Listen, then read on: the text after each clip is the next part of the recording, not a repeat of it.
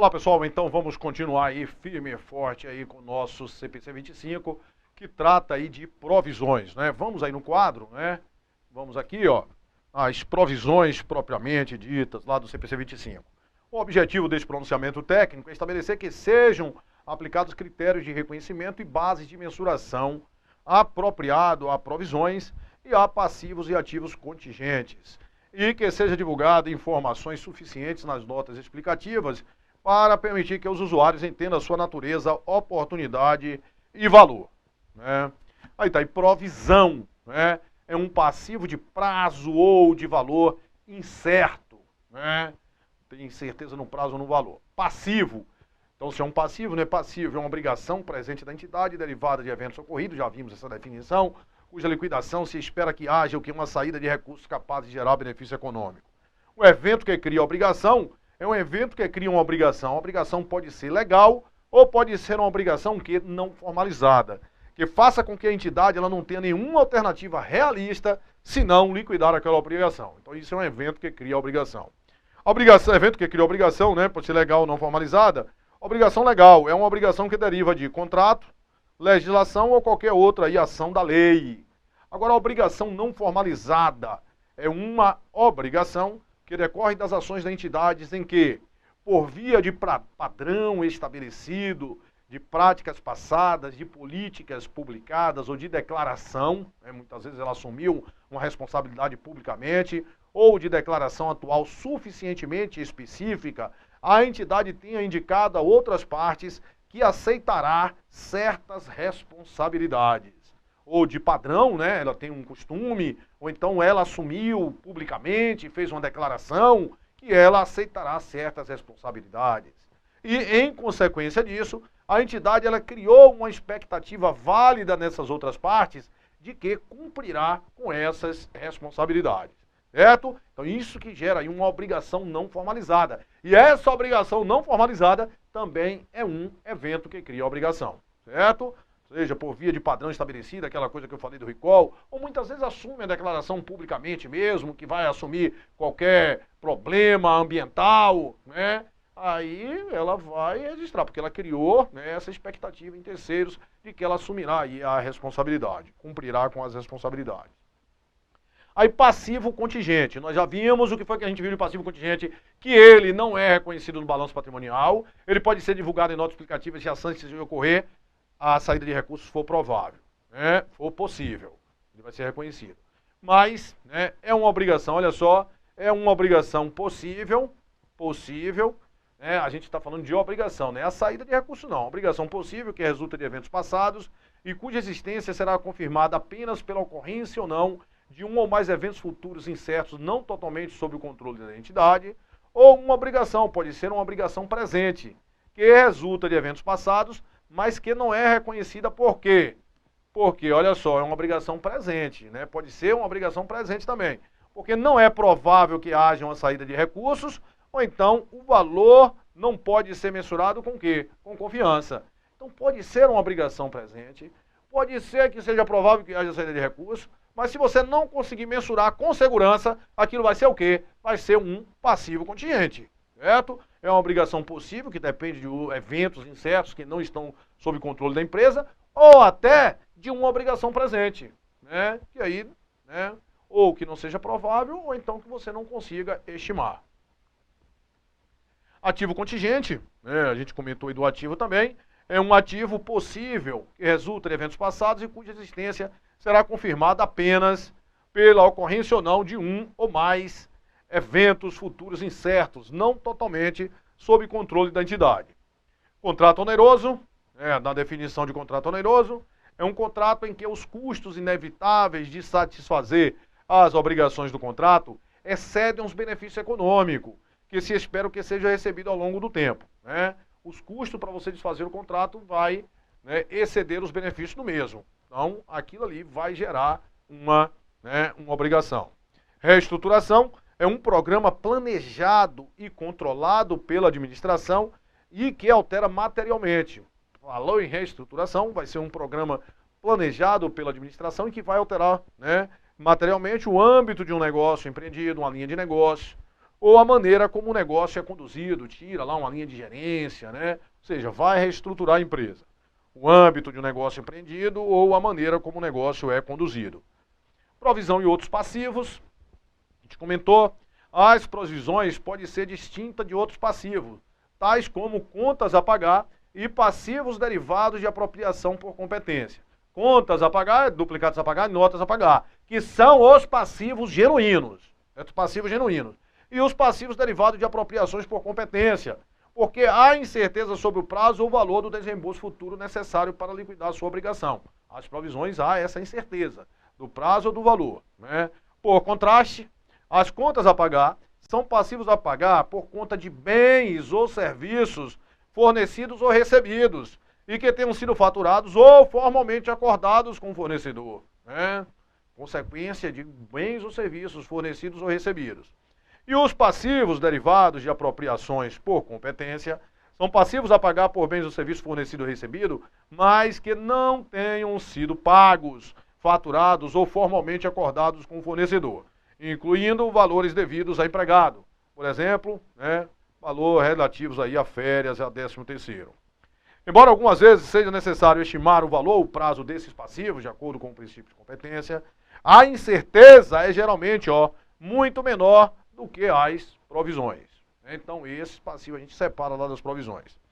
Os passivos derivados de apropriação por competência são frequentemente divulgados como parte das contas a pagar. Foi o que eu lhe mostrei. Ele vai ser divulgado ali como parte das contas a pagar, certo? Enquanto que as provisões vão ser divulgadas aí separadamente. Relação entre provisão e passivo contingente. Em sentido geral, todas as provisões são contingentes, porque são incertas quanto ao seu prazo e valor. Porém, neste pronunciamento, o termo contingente é usado para passivos e ativos que não sejam reconhecidos. Certo? Então, quando falar ativo contingente e passivo contingente, quer dizer o quê? Que eles não serão reconhecidos no balanço. Porque a sua existência somente será confirmada pela ocorrência ou não de um ou mais eventos futuros incertos, não totalmente sob o controle da entidade. Adicionalmente, o termo passivo contingente é usado para passivos que não satisfaçam os critérios de reconhecimento. Aí vem que o pronunciamento distingue entre provisões, que são reconhecidas como passivos, presumindo, né, que possa ser feita uma estimativa confiável, porque são obrigações presentes e é provável que haja uma saída de recurso. Passivo contingente não são reconhecidos como passivos. Passivo contingente não são reconhecidos. Por quê? Porque são umas obrigações possíveis, visto que depende de eventos incertos que não estão totalmente sob controle da empresa, ou então decorrente de obrigações presentes, ou obrigações presentes que não são prováveis que vão ocorrer a saída de recursos, ou então você não consiga mensurar o custo com segurança, que não satisfaz os critérios de reconhecimento desse pronunciamento, porque não é provável que seja necessária uma saída de recursos, ou então, né, não pode ser feita uma estimativa suficientemente confiável do valor da obrigação. Obrigação presente, né? Em casos raros, não é claro se existe ou não uma obrigação presente. Nesses casos, presume-se que um evento passado dá origem a uma obrigação presente, se, levando em consideração toda a evidência disponível, é mais provável que sim do que não que existe uma obrigação presente na data do balanço, certo? Se for mais provável que sim do que não, do que existe o quê? Uma obrigação presente na data do balanço, aquela obrigação vai ser uma obrigação presente. Em quase todos os casos, será claro se um evento passado deu origem a uma obrigação presente. Agora, em alguns casos raros, como ocorre um processo judicial, por exemplo, pode discutir tanto se certos eventos ocorreram, quanto se esses eventos resultaram em uma obrigação presente.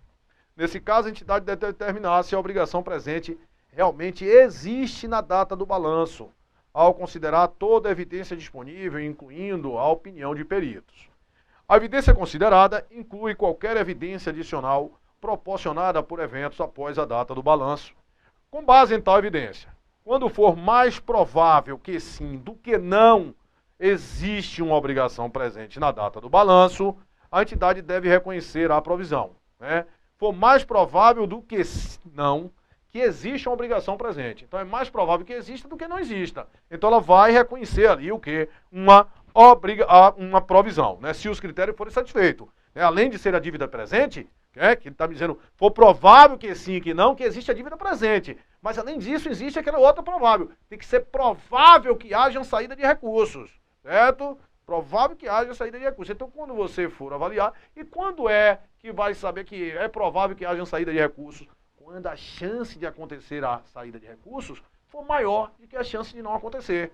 Então, se avaliou lá a situação, tiver mais de 50%, é provável que haja saída de recurso. Você vai constituir a provisão. Isso, claro, se já for o quê? Uma dívida presente. Certo? Se for uma dívida presente. E quando é a dívida presente, quando for mais, é porque eles colocam provável duas vezes. Tanto quando avaliando a dívida presente, quando vai avaliar a saída de recursos.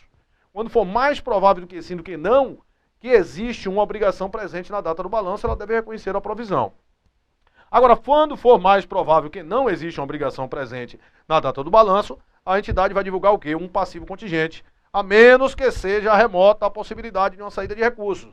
Se o passivo contingente ele vai ser divulgado, certo? A menos que seja remoto. Então, se for a chance de haver a saída de recursos for remota, pessoal, aquilo continua sendo um passivo contingente. Mas qual é a diferença do outro quando você avalia que é possível? Porque aqui é possível, você vai divulgar em notas explicativas. Essa que a chance de haver a saída de recursos é remota, essa você não divulga em notas explicativas. Evento passado. Um evento passado que conduz a uma obrigação presente é chamado de evento que cria a obrigação. Qual é o evento que cria a obrigação? É aquele que não tem outra alternativa senão cumprir com a obrigação. Para um evento ser um evento que cria a obrigação, é necessário que a entidade não tenha qualquer alternativa realista, senão liquidar a obrigação criada pelo evento. Esse é o caso somente quando a liquidação da obrigação possa ser imposta legalmente, e no caso de obrigação não formalizada, quando o evento cria expectativas válidas em terceiro de que cumprirá a obrigação. Isso aí já está, Você vê que já estamos repetindo isso aí, A gente viu isso lá no início. O evento que cria a obrigação, que pode ser, decorrente de lei, ou de uma obrigação não formalizada, E aí ele vem novamente com essa situação aqui, Que esse é o caso, Evento que cria obrigação, se for decorrente de lei, ou no caso de uma obrigação não formalizada, quando ela cria essa expectativa lá em terceiro de que cumprirá com a obrigação. Saída provável de recursos que incorpora benefício futuro. Para que um passivo se qualifique para reconhecimento, é necessário haver não somente uma obrigação presente.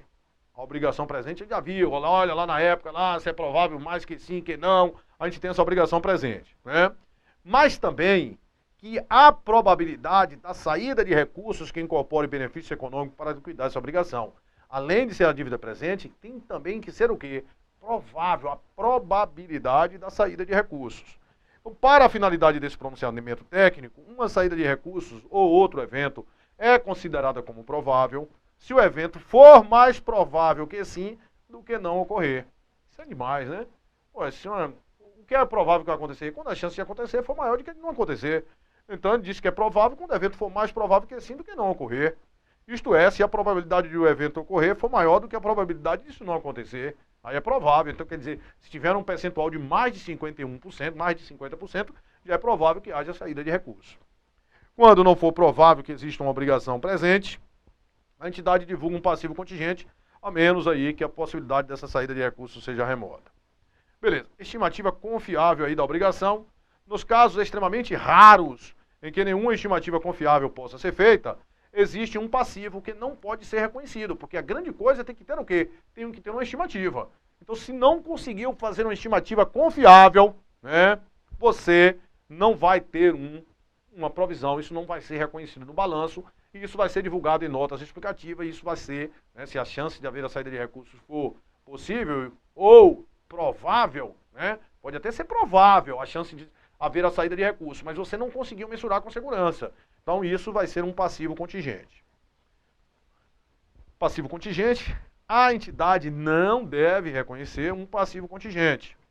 O passivo contingente ele é divulgado, como exigido lá pelo item 86, a menos que seja remota. Tá vendo? Vai repetindo. A menos que seja remota a possibilidade de uma saída de recursos que incorporam benefícios econômicos. Ativo contingente. A entidade não deve reconhecer um ativo contingente. Também não deve, ativo contingente nem passivo contingente. Os ativos contingentes surgem normalmente de eventos não planejados ou de outros não esperados, que dão origem a possibilidade de entrada de benefício econômico para a entidade, né? Uma ação judicial. Um exemplo é uma reivindicação que a entidade esteja reclamando por meio de processos legais, em que o desfecho seja incerto. Os ativos contingentes não são reconhecidos nas demonstrações, uma vez que pode tratar-se de resultado que nunca venha a ser realizado. Porém, quando a realização do ganho é praticamente certa, então não é só provável. Para que você reconheça no ativo, tem que ser provável, praticamente certo. Então, o ativo relacionado não é um ativo contingente e o seu reconhecimento é adequado. Então, para que você reconheça o ativo, tem que ser provável, além de provável, praticamente certo que vai haver a saída de recursos. Mensuração, melhor estimativa. O valor reconhecido como provisão deve ser a melhor estimativa do desembolso exigido para liquidar a obrigação presente na data do balanço. A melhor estimativa do desembolso exigido para liquidar a obrigação presente é o valor que a entidade racionalmente pagaria para liquidar a obrigação na data do balanço ou transferi-la para terceiros neste momento. É muitas vezes impossível ou proibitivamente dispendioso liquidar ou transferir. É aquele valor, né, que você faria aquilo. Porém, a estimativa do valor que a entidade racionalmente pagaria para liquidar ou transferir a obrigação produz a melhor estimativa do desembolso exigido para liquidar a obrigação presente na data do balanço. Então ele está me dizendo que a melhor estimativa é isso, né? Melhor estimativa para liquidar, né, a obrigação presente na data do balanço. Isso que deve ser a melhor, né, estimativa da provisão. Valor presente.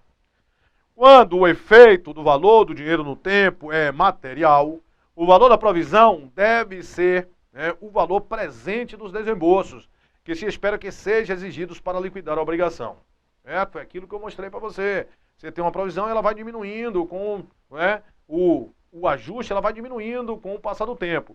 Se esse ajuste, que é uma conta retificadora, ele vai diminuindo, vai fazendo com que a provisão vai fazer o quê? Vai aumentando, né? Então, quando o efeito do valor do dinheiro no tempo for material, ela deve ser ajustada ao valor presente.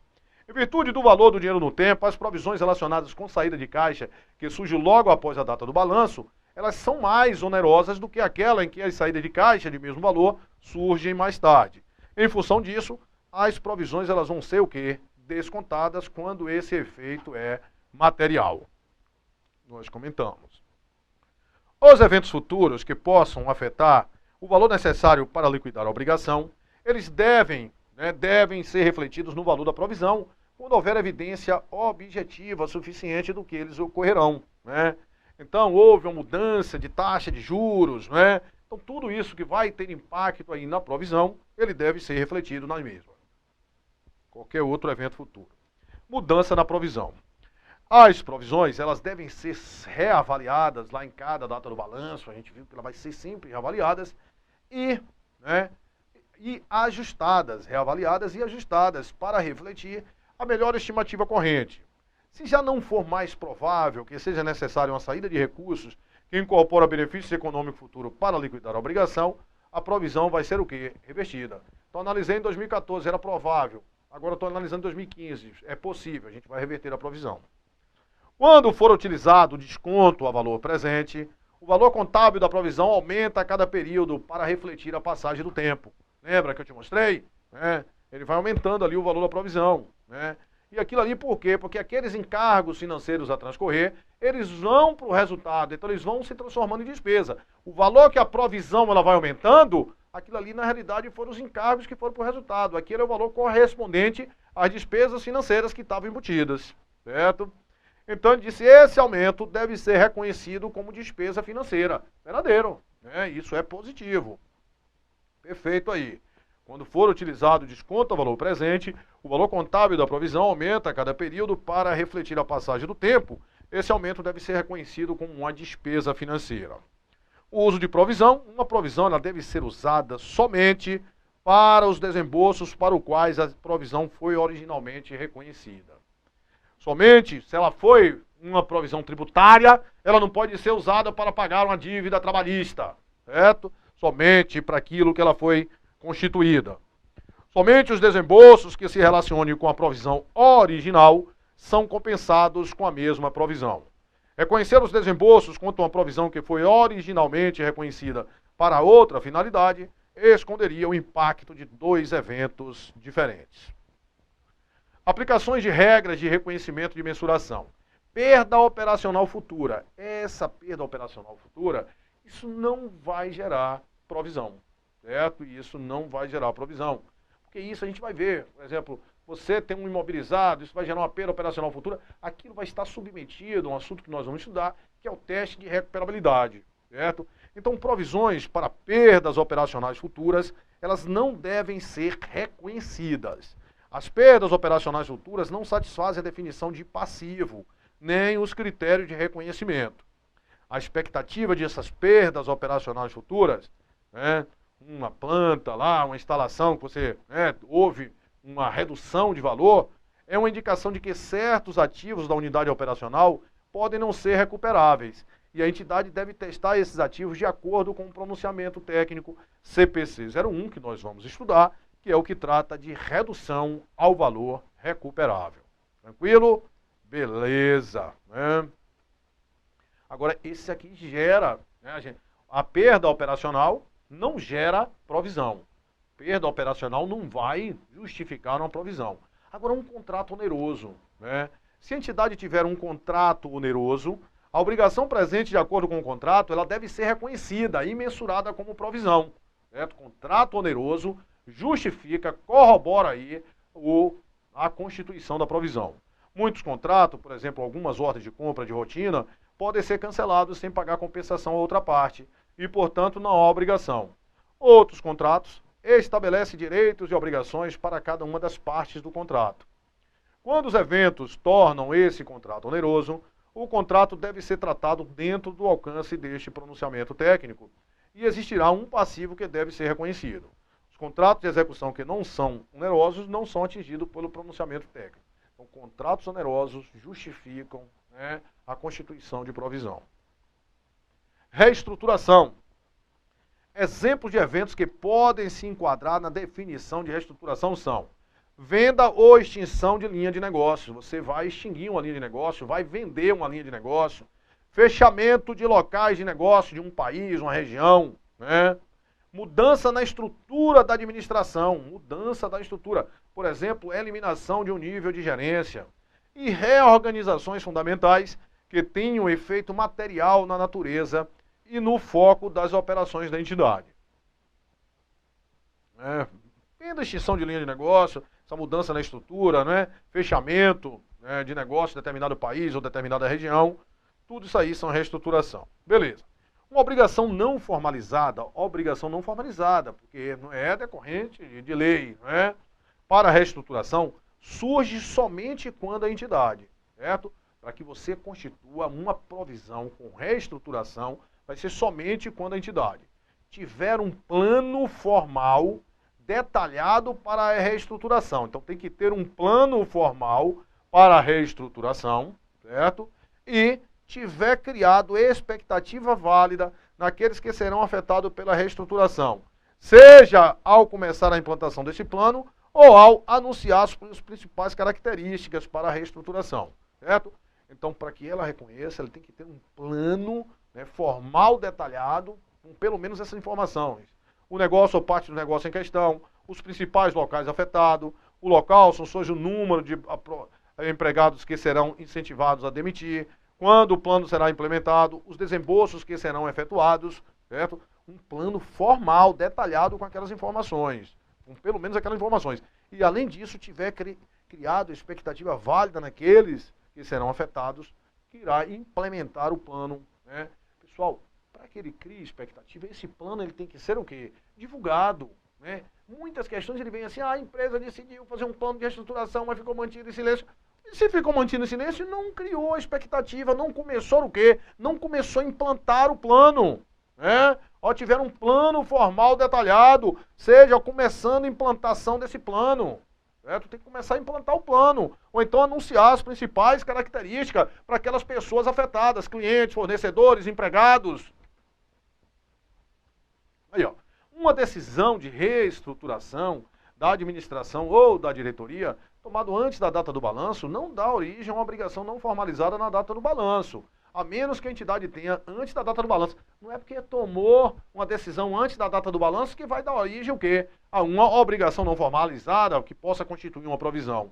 Para isso ele tenha, não é? Tenha que ter começado, para que ele possa constituir essa provisão na data do balanço, ele tenha começado a implementação do plano de reestruturação e anunciado as principais características do plano de reestruturação àqueles afetados por ele, de forma suficientemente específica, criando neles expectativa válida de que a entidade fará a reestruturação. Uma coisa ou outra, né?